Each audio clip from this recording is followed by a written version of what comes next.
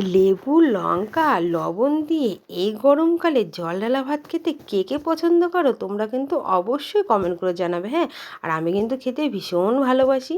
তো এই যে আমি চলে গেছিলাম দিদিভাইয়ের বাড়ি। দিদিভাই আমাকে সকালবেলা ফোন করে বলেছিল যে রাতে জল ঢালা ভাত করব। তো আমি বললাম ঠিক আছে, আমি আছি, তোমার চিন্তা নেই, আমি ঠিক টাইম মতো পৌঁছে যাব। তো এই যে চলে গেছিলাম, তখন বাজে রাত 9:30। আর দিদিভাইয়ের বাড়ির জল ঢালা ভাত মানে কিন্তু একটা বিশাল ব্যাপার।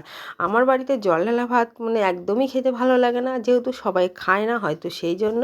আর এই যে দিদিভাই কিন্তু বেশ জমিয়ে করে ব্যাপারটা, বড়া ভাজে, পেঁয়াজি ভাজে, আলু ভাজে, অনেক কিছু থাকে। কিন্তু যেহেতু শনিবার ছিল সেই জন্য পেঁয়াজের ব্যাপারটা ছিল না। আর বড়াগুলো এত টেস্ট হয়েছিল, দেখো কি বলবো। আর এই যে, আর আমার তো খাওয়াতে একদমই না নেই, বিশেষ করে দিদি ভাইদের বাড়ি। তো খেয়ে দিয়ে বাড়িতে চলে এসেছিলাম। এসে এই যে সেদিন রাতে আর গরমের জন্য আর ব্লগটা কন্টিনিউ করতে পারিনি। তো পরের দিন সকালবেলায় বাসি কাজ সেরে রান্নাঘরে ঢুকে পড়েছি আর বসিয়ে দিয়েছি মাংস, যেহেতু ছিল রবিবার। তো আর এখানে নিয়ে নিয়েছি টক দই। তো ভালো করে পেঁয়াজটা ভাজা হয়ে গেলে এর মধ্যে দিয়ে দেবো মশলাটা কষিয়ে নিয়ে তারপরে চিকেনটা দিয়ে দেবো, দিয়ে ভালো করে কষিয়ে জমিয়ে রান্নাটা করতে হবে। তো গরমের জন্য না বেশ মশলা টশলা কদিন ধরে খাওয়া হচ্ছে না, কিন্তু চিকেনে তো একটু মশলা দিতে হবে বলো। তো এই যে চিকেন রান্নাটা কিন্তু আমার প্রায় হয়ে গেছে। তো এটা এখন আমি ঢাকা দিয়ে দেবো, একটু হতে থাকবে। আর ওদিকে না কী হয়েছে, আমাদের বিস্কুট ঢুকে গেছে। তো এই যে দেখো কত বিস্কুট ঢুকেছে, এদিক ওদিক ছড়িয়ে ছিটিয়ে রয়েছে, এগুলোকে সুন্দর করে গুছিয়ে ফেলতে হবে, বিস্কুটের ঘরে বিস্কুটগুলোকে রেখে দিতে হবে। তো যেহেতু প্রচণ্ড গরম পড়েছে, তাই বাবা, মা আর আমি তিনজনে মিলে কাজটা করে নিয়েছিলাম।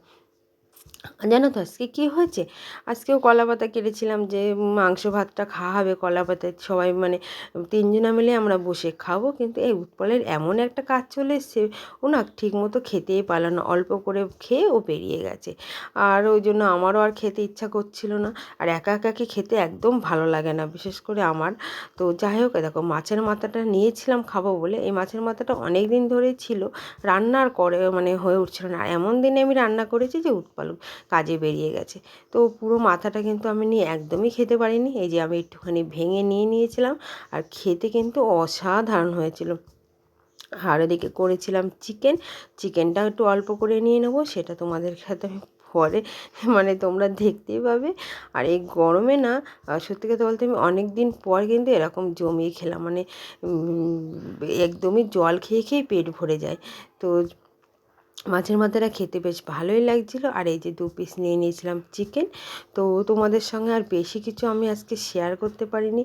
তো বন্ধুরা, এটাই ছিল আজকে আমার একটা ছোট্ট ব্লগ। কেমন লাগলো তোমরা কিন্তু অবশ্যই কমেন্ট করে জানাবে, ঠিক আছে? আর এখনও পর্যন্ত যারা আমাদের চ্যানেলটাকে ফলো করোনি, প্লিজ প্লিজ প্লিজ একটু তাড়াতাড়ি ফলো করে দাও। আর আমাদের একটা ইউটিউব চ্যানেল আছে, সেখানে একটু সাবস্ক্রাইব করে নাও। আর নতুন নতুন ভিডিও দেখার জন্য যেরকম পাশে আছে, এরকম সবাই পাশে থেকো। তো ব্লগটা আমি এখানেই শেষ করছি, দেখা হচ্ছে অন্য কোনো দিন নতুন কোনো ব্লগ নিয়ে। তো টাটা, সবাই খুব ভালো থেকো, সুস্থ থেকো।